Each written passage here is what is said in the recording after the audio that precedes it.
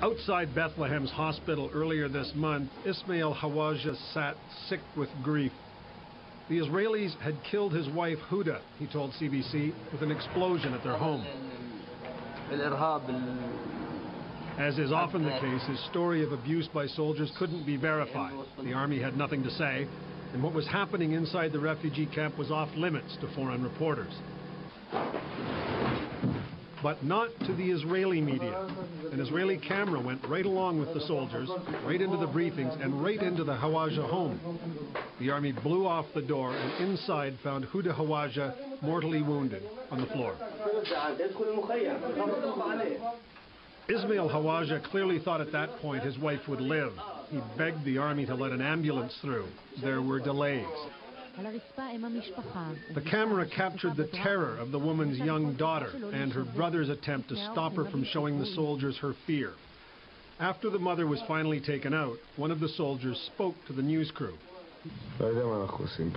"I don't know what we're doing here," he said. "Purification, maybe. It's dirty here. I don't know why a good Hebrew boy should be here so far from his home."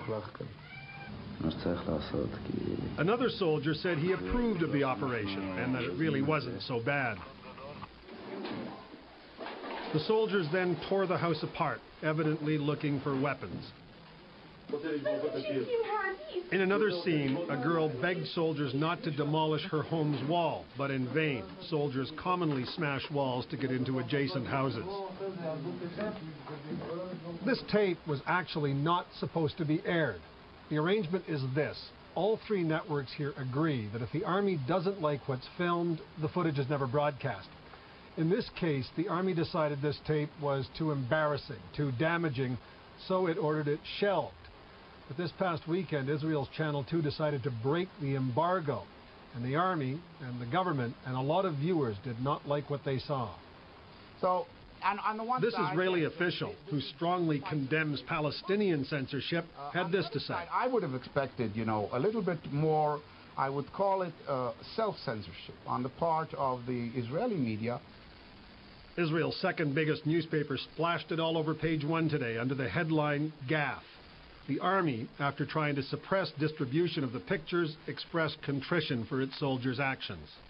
Our action is so difficult to be done that it's, I would say, to the extremities of acceptance.